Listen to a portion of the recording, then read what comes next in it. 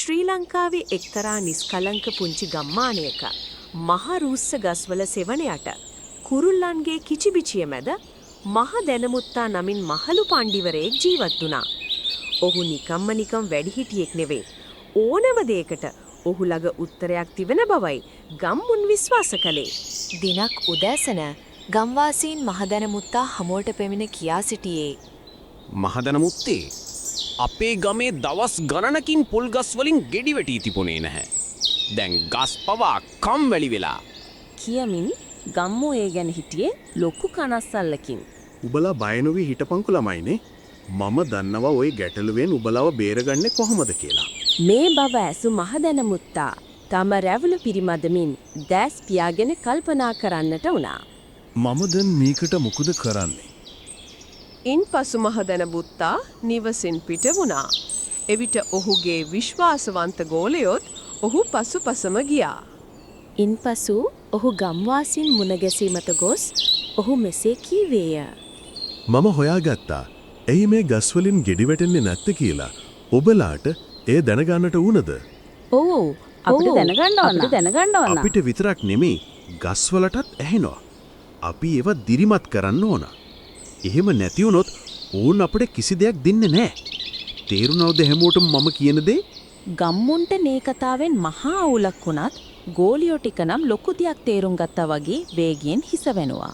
මහදැනමුත්තා තවදුරටත් මෙසී කියා සිටියා. අපි ගස් ළඟට ගිහින් ඒවට සින්දු කියමු.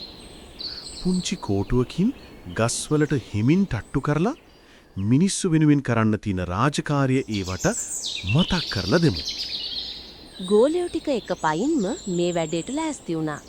අතට කෝටුව අරගෙන ගෝලියෝ ටික ගම්මානේ පුරා දෝන්කාර දෙන විදිහට හයියෙන් සින්දු කියමින් ඔවුන් පරිස්සමින් ගස්වලද තට්ටු කළා.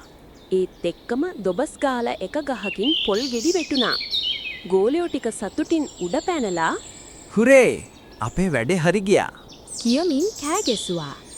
නමුත් ඒ වෙලාවේ ගහේ හිටපු පුංචි වදුරෙක් පොල් ගෙඩියක් කන හදද්දි මේ ගෙඩි බිම වැටුණු බව ඔවුන් කවුරුත් දැක්කේ නැහැ.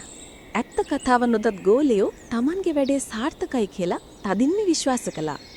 ඔවුන් ගහින් ගහට දුවමින් හම්බ වෙන හැම ගහකටම තට්ටු කළා.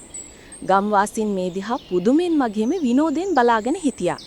මහදැනමුත්තා මේ සිදුවන දේ දෙස පැත්තකට වී බලා සිටියා. ඔහු වචනයක්වත් කිව්වේ නැහැ. සමහර විට ඔහු ඇත්ත දැනගෙන ඉන්න ඇති. පසුදින උදෑසන මහදැනමුත්තා ගලක් මත වාඩි වී සිටියා. අර වඳුර නැවතත් පැමිණ ඔහුගේ කකුල් දෙක ළඟ තිබුණු පොල් කෑල්ලක් කමින් සිටියා. වඳුර දෙස බලා සිනාසුණු ඔහු තමාටම මෙසේ මුමුණා ගත්තා. සමහර වෙලාවට නුවණ කියන්නේ ඒක වදුරෙක්ගෙන් සිදු වුන් දෙයක් වුණත් අනිත් අයට ඒක හාස්කමක් කියලා විශ්වාස කරන්න ඉඩ හරින එකයි. වඳුරට පින් සිද්ධ වෙන්න මහදැනමුත්තා සහ ගෝලියෝ ටික ගම්මුන්ගේ ඇස් ඉදිරි පිට වීරයන් ලෙස වැජඹුණා. ඉතින් තවත් ලස්සන කතාවකින් අපි නැවත හමු වෙමු.